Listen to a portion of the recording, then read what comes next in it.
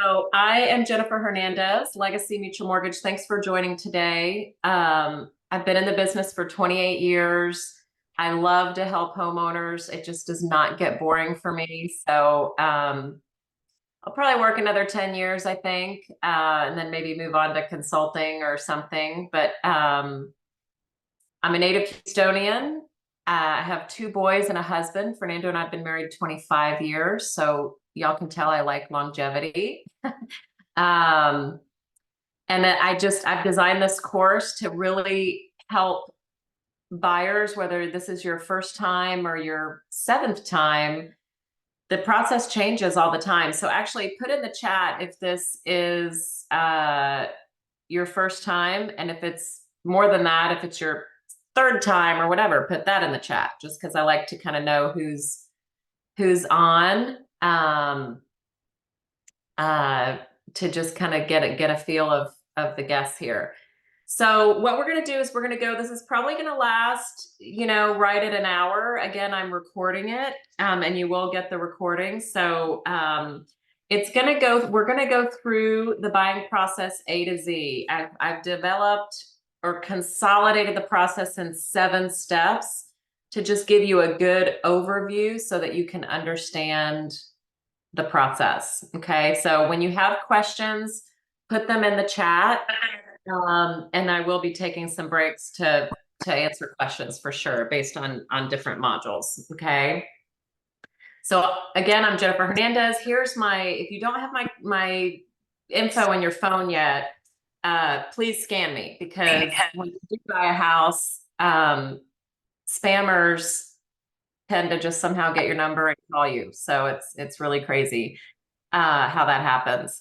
And I'm 100% referral. So thanks to all of you for referring me your friends, etc. I'd love and be honored for you to do that. I also have a team. So when you call us, Kenny, my brother Kenny actually has been with me for 20 years now on the team. He's amazing. And then I've got 3 other people that help me behind the scenes. And that's just to make sure that your phone calls and your emails and all that good stuff is answered super quickly. So just know that all roads don't lead to me, so we can serve you at a higher level. If you haven't checked out my YouTube video, my YouTube channel yet, please do so. I love putting information online so y'all can make sense of hard topics made simple. That's kind of my superpower. So Loan with Jen is my YouTube channel. So please binge as many videos as you want. There's lots there. There's over 550 videos now. So I've got a real big, pretty in-depth mortgage library. Okay. So now we're going to get into it. These are the 7 steps that I've developed. Develop a plan, interacting with your realtor, get pre-approved with a lender. Sometimes you do the lender part first and then the realtor second, but they're really kind of simultaneous, kind of at the same time, or one right before the other. Because the realtor is going to tell you, hey, get the pre-approval or we can't start making offers on houses. Then you look at homes, then you make an offer and negotiate. Then you finalize your financing with your lender. Hopefully that's me. And then you close on the home. So I know it sounds simpler than it is, but it really, with the right support team, you definitely can have a very smooth transaction. And so I really stress the importance, and I will also in the realtor section. Realtors are just such an amazing just support and help. They're trained, they're licensed. We are going to go through the benefits of a realtor. You don't have to use one. You can dive into a deep, dark cave on your own. But I can tell you, I've closed over 4,600 loans now in my career. And the times that clients have not used a realtor, it's not gone smooth. That's all I can tell you. So we are going to have a section on realtors and how they benefit you, etc. So we're going to dive into it. Now, this might be something that you want to take a picture of, but again, you're going to get the slides, so don't worry. But just in case, make sure it's clear, you can take a picture. These are really the kind of, I just made something linear. Some people really like charts, so I'm giving you a chart. There's research, then you search, then you make an offer, and then you do the closing. So if you had to put all the steps in a consolidated chart, this would be it. So we're going to touch upon all of these components. Okay. So if anyone, again, I'll leave it up just one more second if you need to take a picture, but you're also going to get these slides. Okay. Step number 1, developing a plan. If you haven't already, the first question, when I do talk to people, I always have an intro call and I ask, do you have kind of where you want to go, et cetera, et cetera. I'd say half the time people just don't even know. They don't know where to start. And so that's okay if you don't have to, but some things to think about. Definitely timeline is important. If your lease ends in August, let's say, you really need to make sure that you're talking to a lender 4 to 5 months before. I suggest 6 months, to be honest, because that way there's time for homework. We're going to go through that in the lending section. But timeline is really big. Having an idea what your timeline is. Sometimes you're flexible. You don't have to move at any certain time, which is actually great because then flexibility is great. But a lot of times most people do have some kind of a timeline. So do be ready to communicate that to us so we can advise on that. And the types of homes, having an idea, the height sign, I put that, there's a lot of townhouses around and different types of areas. There's I call them the boonies. I actually live in the boonies. I live in Katy, but out of the city, do you want a single family? Do you want a condo? The one on the right is a picture of a condo. Condos are different in the financing than townhouses and single family. So I'm not going to bore you right this second with all those differences if it doesn't apply to you. But if that does apply to you, please talk to me on the side, because and I do in the initial conversation. If I know you're looking at condos are different. And if you think you're looking at condos, let me know, because I can send you my condo playlist from YouTube as well. So questions to consider: distance to work, estimated time you might live in the home. That might depend on the financing, etc. Do you need space to work remotely? Do you need what kind of the realtor is going to really be able to help you? How many rooms do you need? Do you need an office? Do you need how much space? Neighborhood features you might like to see, distance to things. Maybe you're a big foodie and you want to make sure you're close to restaurants. Maybe you like theater and you want to make sure you're within a reasonable distance to those kind of things.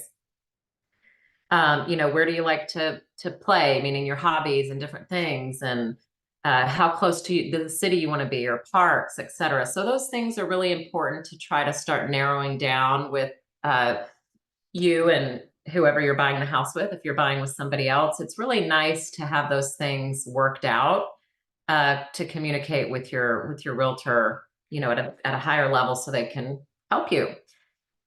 School districts, for example, I live in Katy, and so a lot of people move to Katy because of schools. That's the #1 reason that we move here. And again, as you have questions, just let me know. Any questions about starting your plan right now? Anyone have any specific questions? Just chat it up. Okay. All right. Step number 2. Connect with a realtor. A lot of times people come to me that they already have a realtor. If you don't, that's okay. And we do give suggestions. I know a lot of realtors, we give suggestions to some if you don't have one, but 70% of the people come to me already do have a realtor. So if you start talking to one, they're going to at some point pause, and they will not be able to really show you houses until you talk to the lender. So the lender part, it's great to be connected to a realtor, but they're going to say, hey, here's some names, or do you have someone that you can talk to? And that's probably how most of you ended up with me, which I'm so grateful. I will go over right now, before we hop to the lending side, These are the real reasons to use a realtor, and this is what I've devised over, again, as I mentioned, I've closed thousands of transactions, and I'm very pro realtor because I've seen people do it on their own, and it is usually not good. It's usually there's something that is just missing, left on the table. Maybe they don't, because buyers don't understand. I mean, you buy how many houses in a lifetime, right? So they're licensed, education, experience, they understand the market value, they have tools. There's tools to research things on homes that just really aren't as available to borrowers. You know, Zillow is a real popular search tool, but they're not always 100% accurate. In fact, many times they're not. So knowing like, oh, this is my house price on Zillow, that's actually not accurate, by the way. They help you have your papers in order. They network to I bought my house, quick story. I bought my house in Katy on networking. I was talking to a realtor. I took lunch to a real estate office, and he knew that I live with my in-laws, and he said, hey, if you or anyone you know is ever looking for like a co-living environment, you know, let me know. I know that your husband's from Mexico, and you know, a lot of families live together, and that's how it started. And I said, hey, my interest peaked, and we've been looking for years for 2 bedrooms down. Anyway, we found a house with a casita where my in-laws can live comfortably in the backyard. They're like 200 feet away, very comfortable for everybody. But I found my house by networking, and it does work. And so realtors network with each other, and so they can help to, you know, help to find the perfect house for you. So convenience, that you have to have a realtor to get into houses. There's always lock boxes or locks on the door. They have the key, they have the code. They're going to be able to go show you the house. You have to make appointments, etc. So it's easy to do that. Now this is actually, I need to change this slide. The seller doesn't always pay the fee. It's a negotiable item. So that is something that you have to talk about with your realtor. Sometimes the seller, it'll be included in that price, and sometimes it will not. So again, make sure and talk about it with your realtor as far as the fee for the realtor services. But the cost of not using a realtor, in my experience, is huge. So if you want to chat anything here about realtor or talk to me on the side, I'm always open to talk to you about that. And I have a video about it too. How to choose a realtor. I have some tips on how to choose a realtor. I would, you know, if you don't have one, I would get recommendations. I definitely always recommend getting referrals from people that have had experiences always with realtors. I've heard of stories of people finding realtors online, and the realtor turned out not to be very reputable. That doesn't always happen, but I'm just saying that referrals to people that have used someone is always usually a best indicator. Ask about their experience in the area. You know, if you're buying in the Woodlands and they live in Katy, do they know Woodlands? I mean, it's a different area, a different vibe. Really ask them point blank if they're familiar with that area.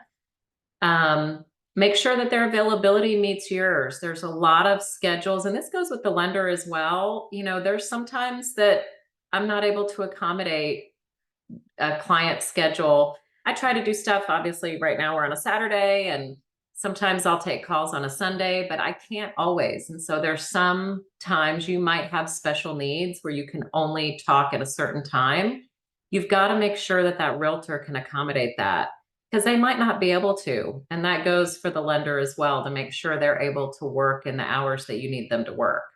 I would definitely check out reviews. Hard.com has reviews for realtors. That's where most of them are. You know, they might have some on Google as well. And then responsiveness. How responsive are they? Were they communicative? Phone, text, email, whatever your preferred method is. If you start to feel uneasy about any of these things, it might not be a right fit. So you need to make sure and be communicative about that. Realtors only get paid when you close.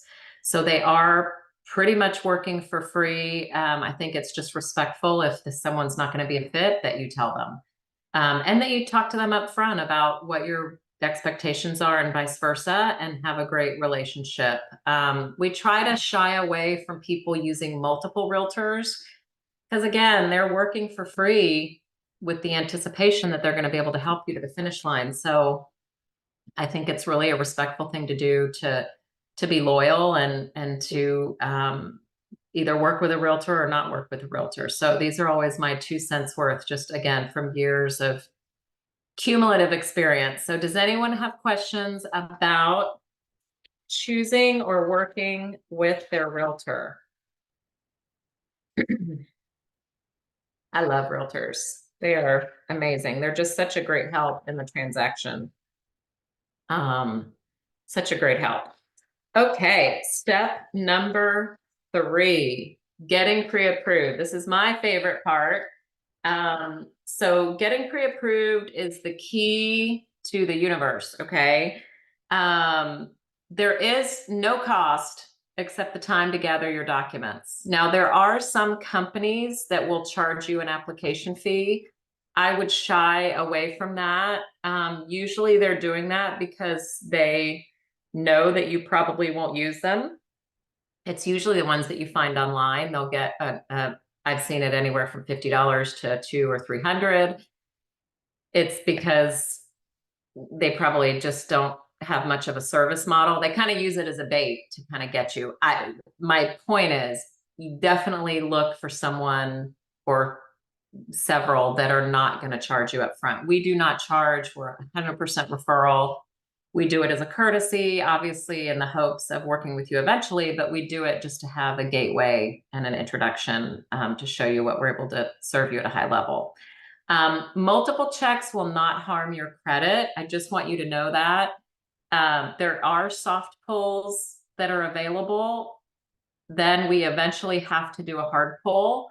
When we do a soft pull, it is not as accurate. So I really don't like soft pulls, but sometimes if we know that someone's a year out or 7 or 8 months out, we'll do a soft pull. But if you're within 3 months of buying, I mean, we need to do a hard pull. So if we do a hard pull, I do want you to know, if you do hard pulls with lenders, a 30-day period, you could have 10 pulls from 10 different companies and it counts just as one in the point sector. So not to worry about that. The application with someone does not bind you to use them. You could apply with 2, 3, 4 people and you can use whoever you want. I mean, you're the consumer. There's definitely lots of choices that you have and it's your choice. You don't need to actually choose a lender until you are right under contract, but I do want to let you know, once you're under contract, do not dilly-dally. Like, the time is ticking and you have to have your ducks in a row before then, but we'll go through that in a little bit. You will be more prepared by being pre-approved. You're going to get clarity on things, your payment, cash to close. I don't know if you all know this. If you've already had a consultation with me, which I recognize many of the names that you have, I've told you that online calculators are not correct. They don't have taxes correct. They definitely don't have insurance correct. And they usually leave out PMI. So I definitely think that getting with a lender that can get you these accurate numbers as quickly as possible, I suggest at least 6 months out. And I don't have any issues talking to someone who's 12 months out. It is not a waste of time for me. I would rather give you some good homework now, and then we keep in touch over the next, several months. We touch base every few months and we're ready when you're ready down the road. So that's a great timeline. The pre-approval is valid technically for 90 days, but it's very easy to update. That's a big question that y'all always ask me. Of course, it's 90 days, but we can very easily, without much hassle to you, update the letter. So just wanted to let you know that you don't have to reapply again. And we just like, send us a couple pay stubs and that's about it. You are going to have a pre-approval to make offers to sellers. Now, a pre-approval and a pre-qualification are different. A pre-qual means you've talked to a lender and they've probably pulled your credit, which really to a seller means nothing, like you're breathing. A pre-approval means you've submitted documents like pay stubs, W-2s, if you're self-employed, tax returns, and they've actually thoroughly reviewed you. It's almost like a pre-underwrite. That's what you want, and that's what a seller wants. They want to know that you are pre-approved. So pre-qualification is just bare bones. You don't want that because you're not going to get very far. So pre-approval is what we do as quickly as possible. For our company, once you get us documents, we're turning it within a day. Other companies might work differently, but that's what it should take, is maximum 2 days. If someone gets really, really busy, it might take a couple of days. Here's another couple facts about credit. This is usually where a lot of the questions lie, so feel free to chat again about any questions. We pull from all 3 bureaus, and the middle of the 3 is used, not an average, the middle of the 3. The scores range anywhere from 350 to 850. I do want to tell you that unfortunately, the credit score that you are seeing with your bank, on your credit card, they give you a free score. Many of you have Credit Karma.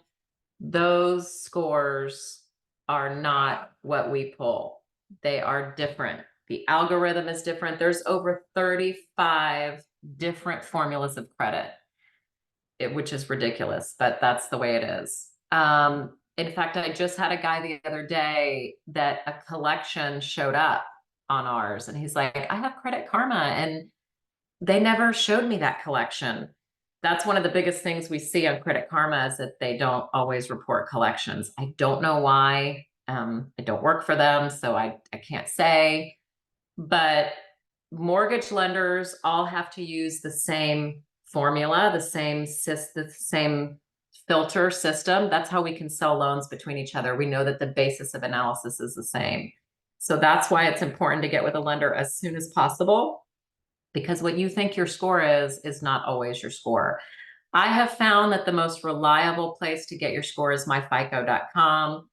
They do charge money if you are with them. I don't know how much, to monitor with them, but if you were going to pay someone to monitor your credit and get credit advice from, I would do it with myFICO if you're going to be getting a mortgage, because that's the most accurate, I find, to what we pull. Okay.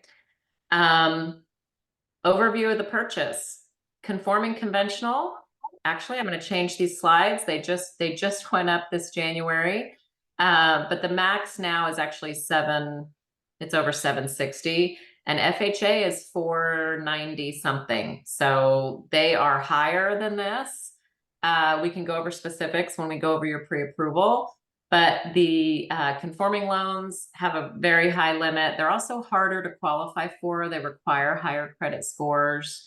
FHA is more lenient, and they'll allow lower credit scores and higher debt to income ratios. So that's why a lot of times we go FHA. If you're a veteran, a VA loan is definitely the way to go. You can get 0% down.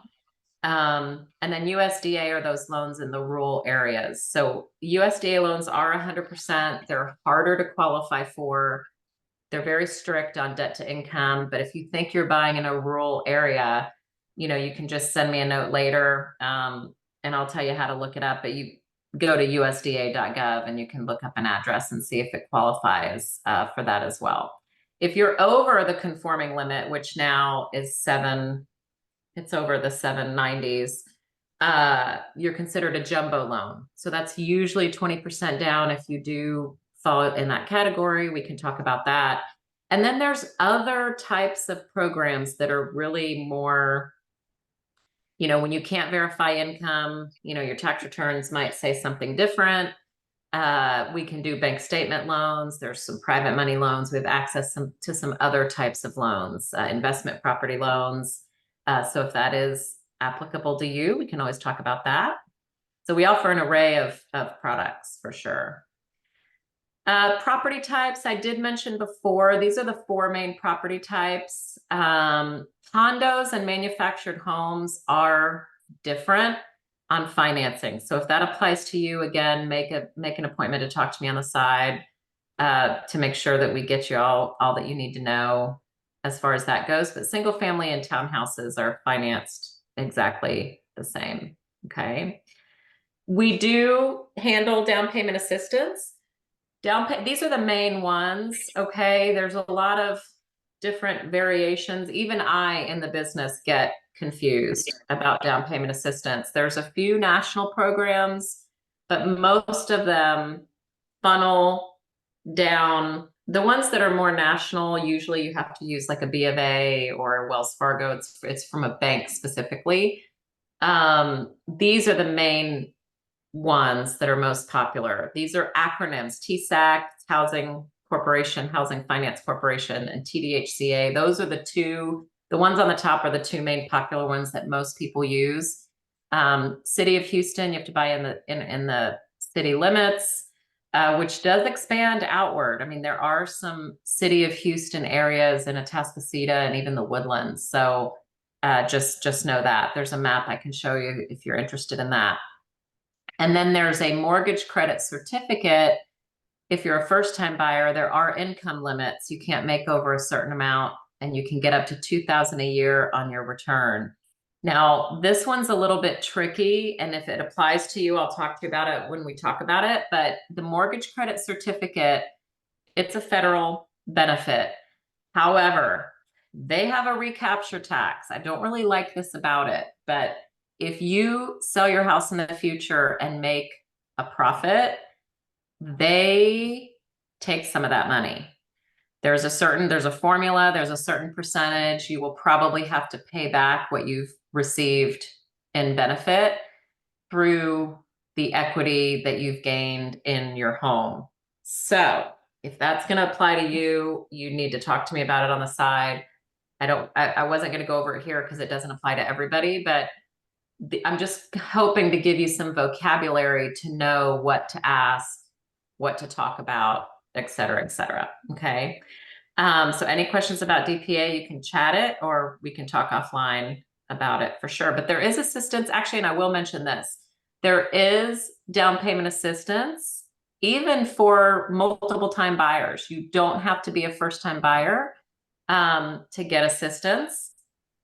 Some of these programs do require you're a first time buyer, but there are a few where you can be a second, third time, whatever type buyer, just FYI on that. And those are the things we talk about definitely at pre-approval. Basic qualifications for a loan in general. We went over already pre-qualification versus pre-approval. You definitely want to seek the pre-approval. You want to let someone see your documents. So when you approach me or whoever, another lender, definitely be prepared to submit documents. Okay. Basic boilerplate documents or pay stubs, W-2s, tax returns only if you are getting one of the down payment assistance programs. We have to do tax returns, and if you're self-employed. Okay.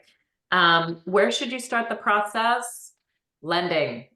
Really, if you want to know where to start, talk to a lender. If we've already talked, I'm so grateful. Thank you so much. If you'd like to talk, I'll give you information at the end how to contact me. The lender is really going to help you know where to go, what's your max price. You don't want to be looking at houses for $400,000 to find out that it's not the payment that you thought because those online calculators are wrong. That has happened to me many times where clients, I'll give them the payment and they're like, wait a minute, it didn't say that online. So we want to get together as soon as possible. The basics, income, you need to have 2 years working in general. It doesn't have to be at the same job. You can change jobs. You can change jobs even during the process, as long as we know what your new job is, as long as you don't if commission, bonus, or overtime is a big part of your income, then it might be an issue changing jobs short term, just so you know. So if you think that qualifies applies to you, definitely talk to me on the side about that. But changing jobs, if your salary, you have a base pay and that's enough for you to qualify, then no problem at all changing jobs. Down payments are going to depend on, of course, what you qualify for, but as a first-time buyer, everybody has the right to 3% down through conventional and 3.5% on FHA. So that's awesome. You do not have to put 20% down on a house unless you're buying like an investment property. You know, if you're buying a house to live in, which is called your primary residence, you can, even if it's your second house, even if you're selling your house and going to a new one, you can put 5% down. You can low down payment for sure. Credit, of course, we're going to look at credit. We talked a little bit about that. The credit requirement is going to depend on the program that we qualify you for, and then debt to income ratio. Again, conventional loans are more stringent on credit. You need to really have in the 700s, and your debt needs to be below 45%. FHA is much more lenient. You can even go down to 580 on FHA, and your debt can be up to 55%. Now, some of the down payment, I will caution you, if you're getting down payment assistance, a lot of the programs will limit you to 50% debt to income. So again, there's so many ins and outs that it's just confusing. I'm sure you're like, oh, these guidelines. So definitely just ask me and we will go over it. There's never too many questions. I love questions. So whatever your particular situation is, I'm just trying to give you the bones and the guidelines so that it can kind of spark a flag in your mind to know that, you need to bring it up or ask, and help you also in your research, when you're doing stuff online, because everybody looks online. There's so much stuff everywhere. In fact, that's why I started, I'll just mention this quickly. That's why I started my YouTube channel 4 years ago, because so much noise out there. There's so much going on online that I think a lot of people don't know what to even ask. They don't know where to go. They don't know what to click. So I thought, let me just make a safe space where I can put, all this information. I think it's almost like therapy for me, really just years and years of guidelines, and things are still always changing even now. That's why I started the channel, just so that we could get real facts to people so that they understood, okay, now I understand. Now I can go research online and do what I need to do. And I kind of understand the basic concepts. That's always my goal. So maintaining your credit. Once you get a pre-approved, especially, you got to maintain what we approved, right? So some certain things to always make sure that you're looking out for. Definitely on the credit report, on your credit, you want to look for errors just to make sure that things are correct. Prior addresses or certain accounts. Make sure, we see this a lot if you have the same name as your parent. We see parents or people have similar names and things might get mixed up on the credit. Of your income, and acceptable, something to look out for is no more than 8 to 15% of your income is towards other debt. And that's, let's say, your monthly income. So if your monthly income is 5,000, let's just use the 10% in the middle. If your monthly income is 5,000, try not to have more than 500 in monthly payments. We look at everything monthly. Okay. One of the biggest challenges that we see for people pre-approving is car payments. So we see people have really large car payments, or they'll co-sign for, cousins or siblings or whatever. All that stuff really does matter, regardless of who makes the payments. So again, that's something for us to talk about if that applies to you. If you've co-signed for a lot of people, there are some loopholes around it, but we can't always get around it. So keep your balances to 30% of the credit available. This is a big one. Credit utilization is like 30% of your score. It's 1/3 of your score. The quickest way that we help people get their credit score higher is paying down a credit card. So this only really matters when you're buying a house. Okay. So if you're buying a house, I would say start like a year before. If you think that in the horizon you're buying, which is I think why you're showing up here today, so I appreciate that. So now is the time to work on your debt utilization. This is something that you're not ever, I'm about to drop a secret that you're never going to find online, ever. Or it would take you hours of reading. The creditors only report once a month. You have 12 chances a year to be reported in a favorable status to the credit bureau. Only 12. Because they're not going to spend more money on you than they have to. The creditors, the banks, credit cards and all that, they have to pay money to update the credit bureaus. And remember, lenders pull from all three. And whatever your balance is on the cutoff date, like if your credit card cuts off, in fact, my Chase card cuts off today on the 6th. Today's the 6th, right? Yeah. Today, whatever my balance is today with Chase is what they're going to report today. So whatever your balance cutoff is, that's what's reporting. So if it's over 30%, you're now going to be mismatched, overutilized. And so your score will reflect that.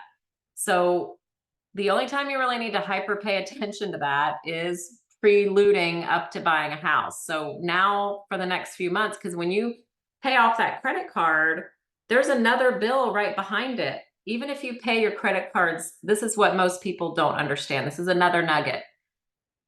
Even if you pay your credit cards off every month, because I hear this all the time. Oh, well, I pay my credit card every month.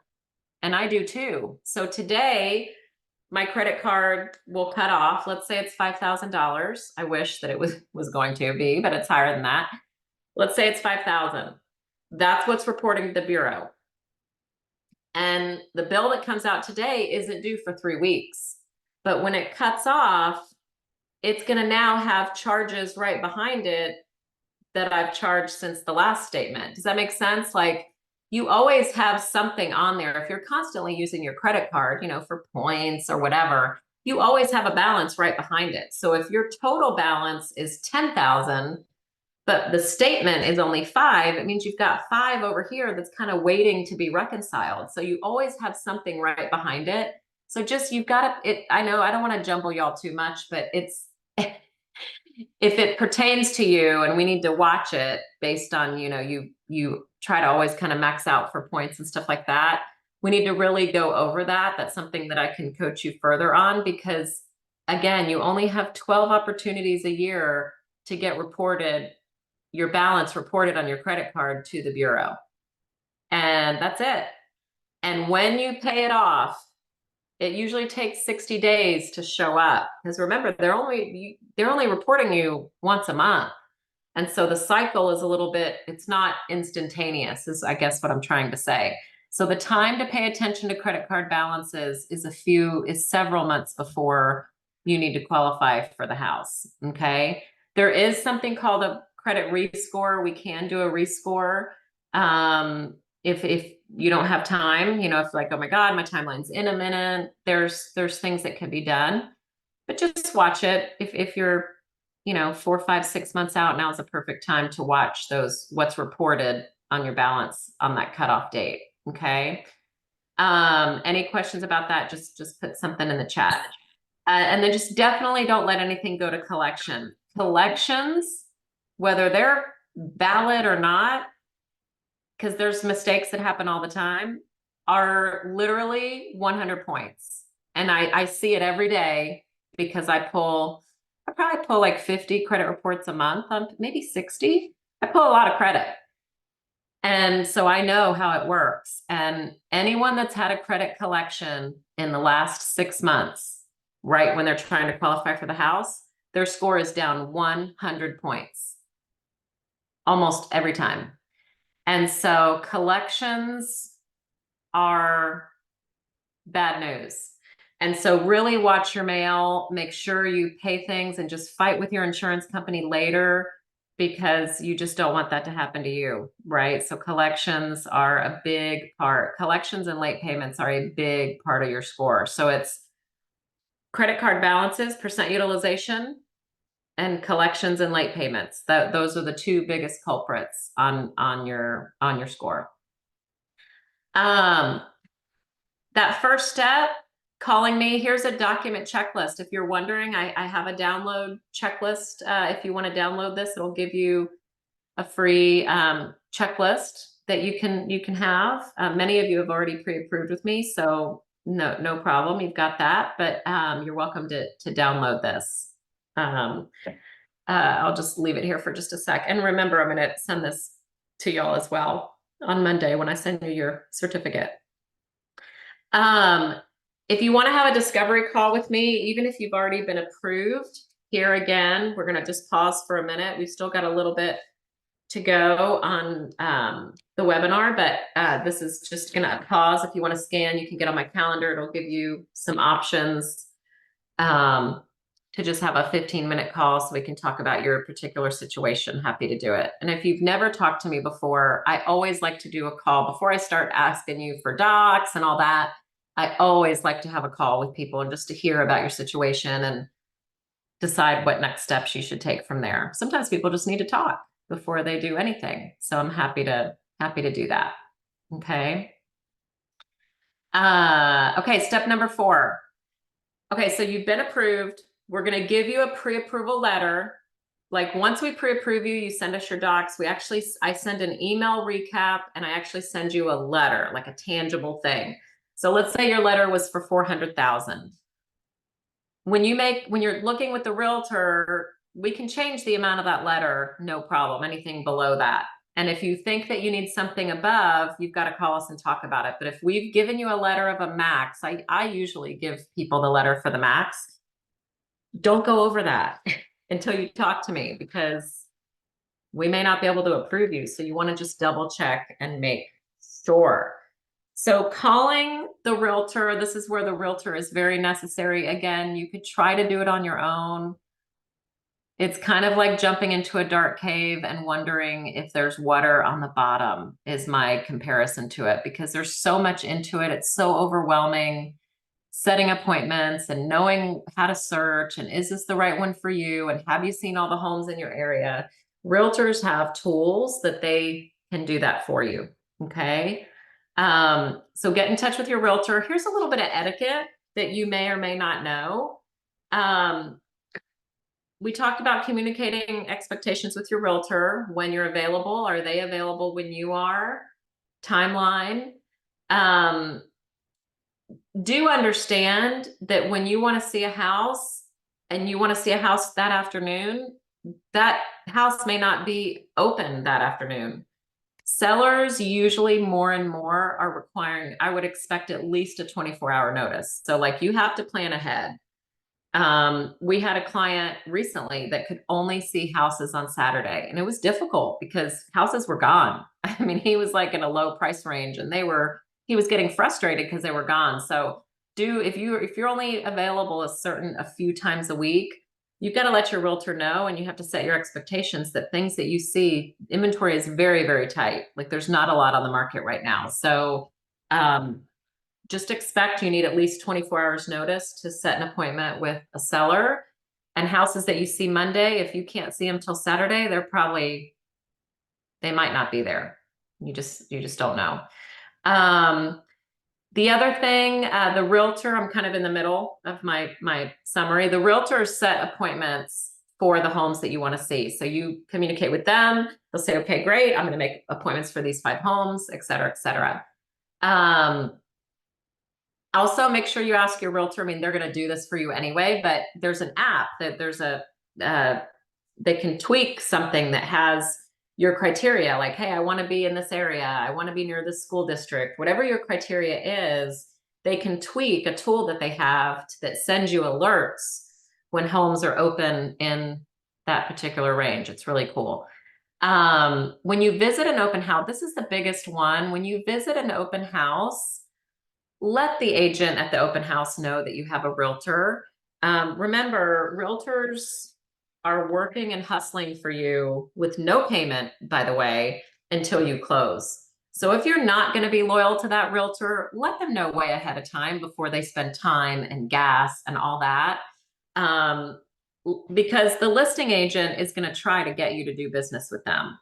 And you know, if you have a realtor, you need to let them know that, no, well, thank you, I appreciate it, but I do have a realtor. Okay. Now, if you don't have a realtor, that's a different story. But if you do, let them know.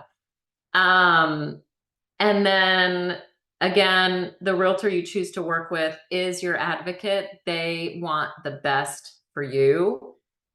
My best word of advice is not to ever let, if you don't have a realtor, do not ever let the seller's realtor represent you ever. Number one, they're not supposed to. I think that's actually against something.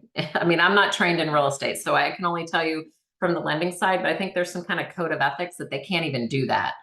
But they're not going to represent your best interest. You need to have your own representation. They represent the seller, and some buyers that don't know any better think that they're going to get a better deal because, oh, we're going to go straight to the seller and use their realtor. You're not going to get a better deal. That seller is going to try to pocket more money in their pocket. That's how it works. So definitely you want to be represented is my 2 cents. Okay. The next thing, any questions about looking at homes at all? Remember to chat. Oh, we have one chat, I think. Oh, Ruben. Yes, it makes sense. Okay, good. Thanks, Ruben. Okay.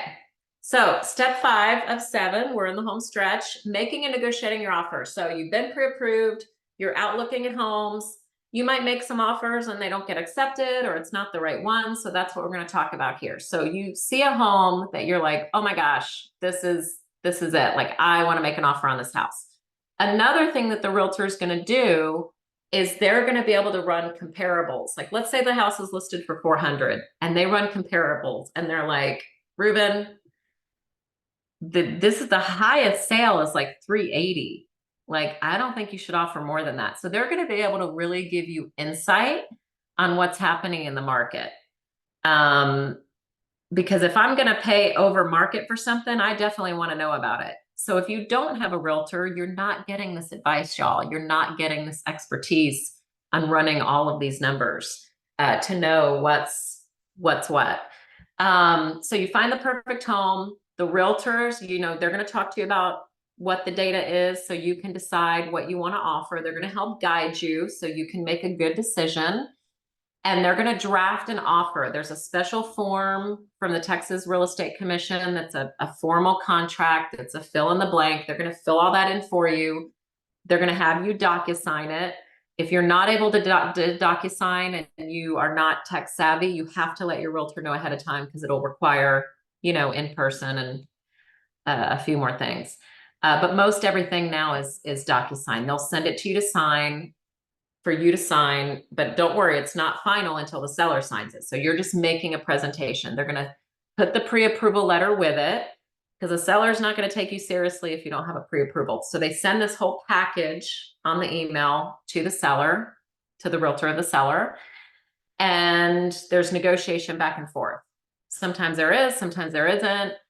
Usually, like, hey, we want this, what about this? So your realtor is also calling and talking on the phone with that other realtor to, you know, make things happen. They might come back to you 1 or 2 times of like, hey, the seller wants this. Are you willing to agree? So don't worry, the realtor is going to lead you through that and be able to be the liaison, the go in between. Okay. When the seller accepts your terms, let's say y'all go back and forth, you have to sign a couple more DocuSigns to present another offer. You know, you might have to present 2 or 3 offers to that seller based on changes that they want to see or that you want to see. Once the seller signs, you've signed it at your presentation, and then they say, yep, I'm going to accept it. So when both people sign, it goes live. Timelines start. It is go time. Okay, you're committed. Now the realtor will explain to you, there are ways, there is a time period that you have to get out of the contract with very little financial, you know, out of pocket, but that's another thing. The realtor is going to keep you straight on what those things are. I do want to pause here for a second. I want to tell you, this just happened this week, and I got a frantic phone call from 2 siblings. that were under contract on a property. There was no realtor representing them. And they put like $100,000 down on these two lots. Is out in a rural area. It doesn't matter where it is. They put 100,000 money deposit with the seller, no realtors involved. Now they haven't been able to get a loan.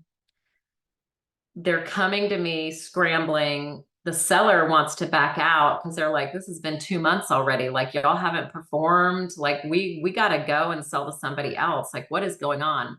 So there's been no liaison between them. And they put $100,000. A realtor would never let you do that, by the way. I'm thinking to myself, oh my gosh, y'all, $100,000 deposit. Like, I can't believe that they did. I felt so bad for them. Now I'm working on a solution with them, but they had not been able to get any good counsel and they had no clue. And they've bought houses before. So they thought, okay, we're familiar, blah, blah, blah. And now it's going bad. Like, this is like the worst nightmare situation that can happen. Imagine being on the verge of losing 100,000 because the seller has their money. Like, I don't even think it's on deposit at a title company. So it's really crazy. Now, this is a very extreme case, but again, realtors keep you clean on that. So once the seller accepts, you're going to have some things to do. So this is what the first week, this is what I want to just let you know. The first week that you're under contract is the busiest time. Be sure you're on top of your email. Be sure you're on top of your messages. There are going to be several people coming after you for information. The realtor's working with you on getting the house inspected. Like, hey, we have to hire an inspector. Make sure, it's not a lemon. The mortgage company, we're going to talk about the mortgage in a minute, but I'm going to be coming at you to refresh documents. Maybe I hadn't seen your pay stubs in 3 months and we need new documents. And the title company is going to be coming after you for information. So there's going to be a lot happening that first week, but with a great realtor and a great lender, it'll be super smooth. You'll know exactly what to expect. The earnest money has to be paid within 3 days of contract. So that's usually 1% of the price. So if the house is $400,000, that's $4,000. This money is on deposit at the title company, not with the seller. Okay. In most instances. And so if you perform on the contract, there's ways that you get that earnest money back, that it's not, pay it or lose it. It's definitely a deposit that can be refundable as long as you meet certain terms of the contract, and the realtor will explain that to you. Inspections, usually you want to get within the first few days of the contract, because you're out to this contract to not have your earnest money at risk is a certain number of days in the beginning. It's called an option period. And some option periods are a few days. Some are 10 days. It depends what you negotiated with the seller. Everything's up to negotiation and in the contract. Talk to the lender ASAP about financing when you're under contract. So we'll talk about that in a second. And again, the title company is going to reach out to you as well. And you have to be shopping for insurance, by the way. So all these things are in the beginning, like hustle, hustle, hustle. So take your vitamins that first week. But after that, as long as you get all of us off your plate relatively quickly and do what you're supposed to do, it'll get easier. It's the first week that's the big hustle. Okay, so just be prepared for that. Are there any questions about making an offer before we go to the lender part and what you should expect when you're under contract, how the lender gets re-involved? Okay. Y'all are quiet this morning. All right, so the financing. Now, you might have, during the time that you're looking for the home, if you have any questions about financing or payment, or like, hey, I saw this house I love, it's 10,000 more than Jen put on my pre-approval letter or whatever, what's the payment going to be? Definitely communicate with me. Like, we're definitely available anytime. But once the contract is signed with the seller, with my suggestion, if you don't want to put your earnest money at risk of losing it, you got to choose a lender within like 24 hours, like quickly.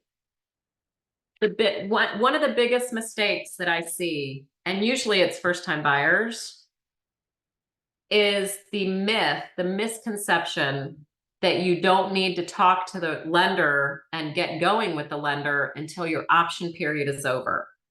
So that's going to set you up for a really disastrous timeline.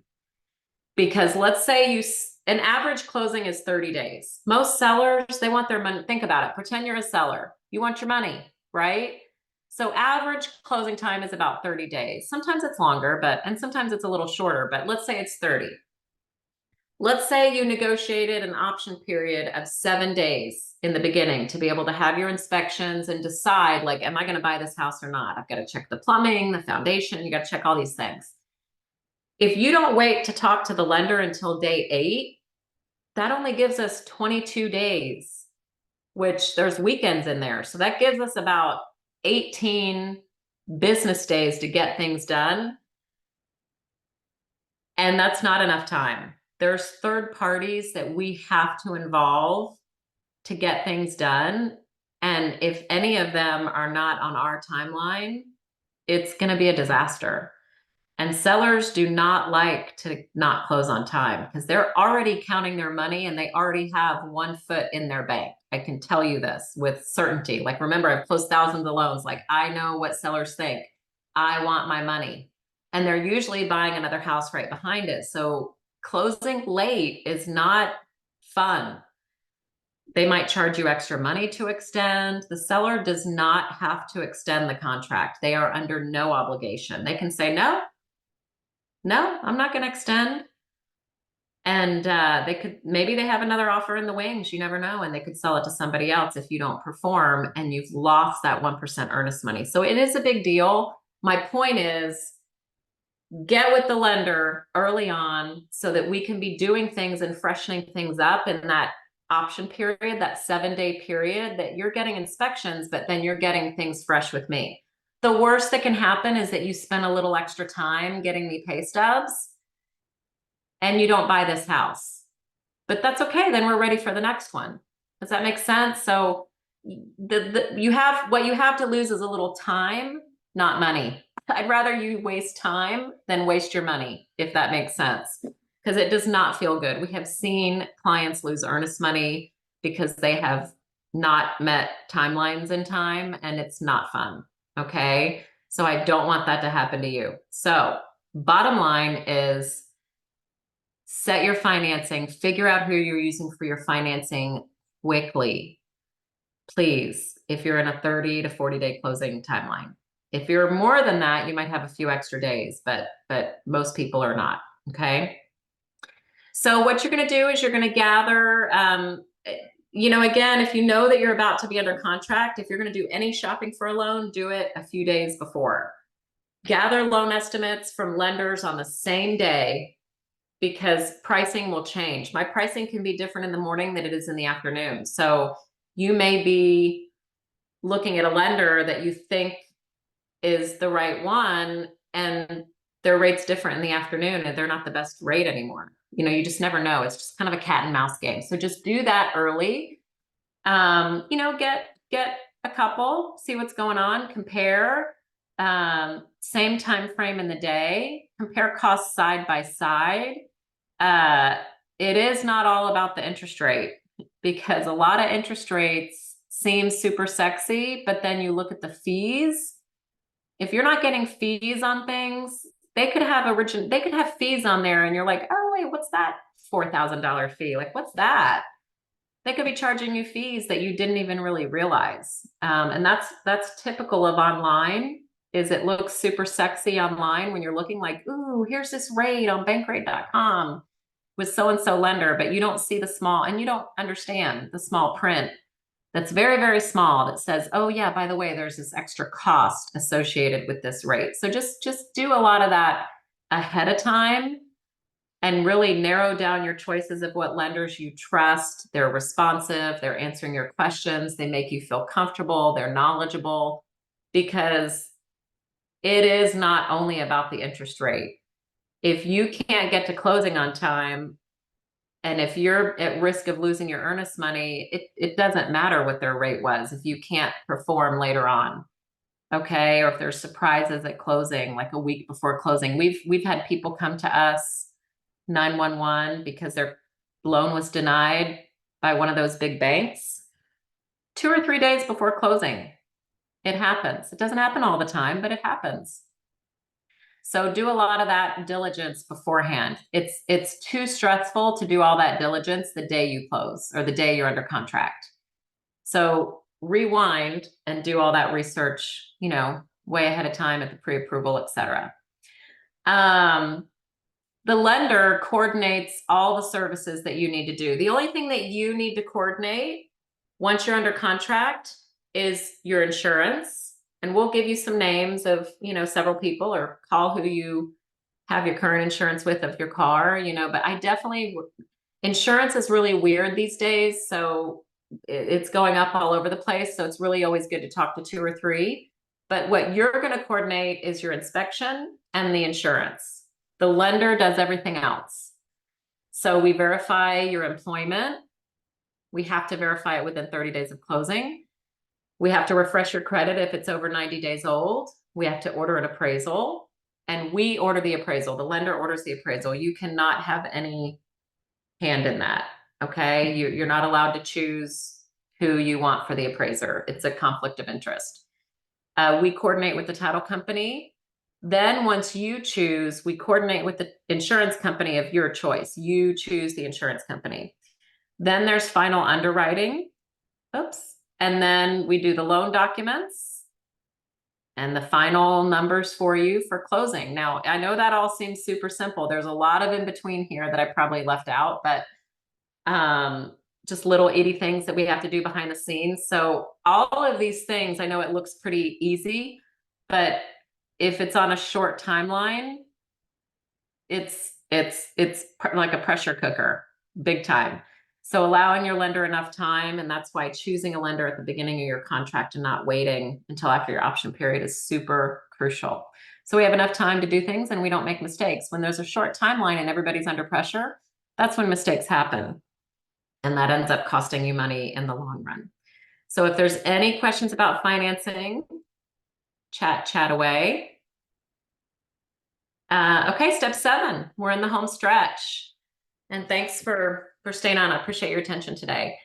Okay, the closing day. This is what to expect at closing. So again, we've gone through all these other steps and the lender has done all the documents and the coordination and closing day. Now before closing, there's things that your realtor will help you coordinate, like utilities. They'll remind you to do things because they know that you don't do this every day. Like there's going to be things that you totally didn't even think about. You're like, oh, who knew I needed to do that? So the realtor is going to help you with that for sure. So I'm going to rewind 3 to 7 days before the closing. It's always a good idea to set the time for closing ahead of time, because that way you can work with your work schedule and get the time that you want. So definitely reach out, talk to your realtor. The realtors usually will coordinate with you the time that's good for you, and they'll set the closing title with the title company. You will need to close in person. If you can't, it's okay. There's workarounds. You can have a power of attorney. Not in all cases, so you have to check it out with us to make sure, or you can sign remote. Like we can send a bonded notary if you're out of town. We can send a notary to the city that you're going to be in. If you're going to be out of the country, you have to go to an embassy. So that's really not fun, because embassies take time to make appointments in different countries. So if you're not going to be physically present on the closing day, you need to let your realtor and your lender know so we can coordinate properly. Okay. Now, 3 days before the closing or more, 3 days minimum, you're going to get the final closing disclosure with all the numbers from the realtor, from the lender, so that you can know how much money. And it's not going to be a surprise, because we have given you disclosures in the front end at the very beginning. But then things have to be finalized, like your insurance has to be finalized. And, there's things that change in the course of the 30 days that we're verifying everything. So you get the final to the penny number And remember, your earnest money or anything that you've prepaid is credited to that final number. And then the realtor will definitely prompt you to do a walkthrough any 2 to 24 hours prior to the closing, just to make sure the seller's out, they didn't trash the place, that, any repairs that were agreed to have been done, etc. So that's definitely done before the closing. And then one day before, that's when we suggest you get your money. A lot of title companies, they don't want the cashier's check the day of, because there's a lot of fraud that happens, and they want to be able to verify the cashier's check, and it has to be, a day before. Otherwise, your bank can't. The banks apparently cannot verify the validity of a cashier's check when it was distributed on that day. So make sure, actually, this is an important thing. If you have funds in a bank account that are like from, some people have national online banks that, for whatever reason, you need to find out what their timeline is to wire. Because if you have to order a wire, if you can't physically go to them and get a cashier's check, well, you're going to do a wire, right? Well, a wire, sometimes they take how many days to do it? We had one person that was moving from out of state, and they didn't realize their bank wouldn't do a wire unless they were physically present to verify. Now, banks do that to avoid fraud, okay? There's a reason, but wherever your money's coming from, you've got to check that out of how long it's going to take to order those funds for the closing day, okay? The day of, have your money ready. Have a valid government issued ID, have your spouse, if you're married, your legal spouse has to sign a few things at closing if it's your primary residence. There's no way around it. They have to sign. So if you are married, even if they're not on the loan, they have to sign a couple of things. And then bring a check. I know no one really does checks anymore, but in case there's some miscellaneous, sometimes the numbers will change the day of based on a recording or some information that wasn't available. It's very rare, but it's happened. So just bring a blank check. Excuse me, I'm so sorry, in case you need it. Signing the papers takes about 45 minutes. It's actually usually a little bit less now, because most companies, not every company, but our company, for example, we send you a DocuSign, a secure DocuSign the morning of, with a lot of the documents that you can sign before you get in your car to the title company by looking at it on your phone or your computer. And then when you're at the title company, you do have to sign some important things that are like recorded, like, the note, deed to trust, a couple important things. So the closings don't take that long anymore. But again, every lender's a little different. For us, we say, hey, you'll be there at least 30 minutes, for example. And then once the buyer and the seller both sign, the title company sends that, they scan it to us, the lender, and we usually approve everything and see that everybody's signed within an hour, and we release the money. And so we have sent a wire in the morning, and then we release it with a special code. We tell the title company that they can access that wire. And then that's what's called funding.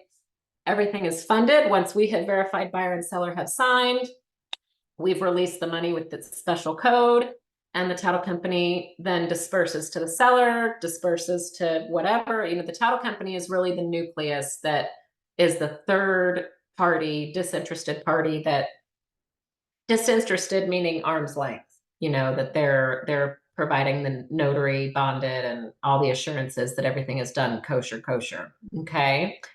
So that's it. This is the process. Thanks for hanging in there with me. Any questions? I'll hang around for a few minutes for sure. And here's a scan that if you want to scan and get an appointment with me, you're welcome to do that. Anytime. I'm happy to talk. So we are finished. Again, I'll hang out for some questions, and I will have this recording for y'all. Let me actually stop recording right now.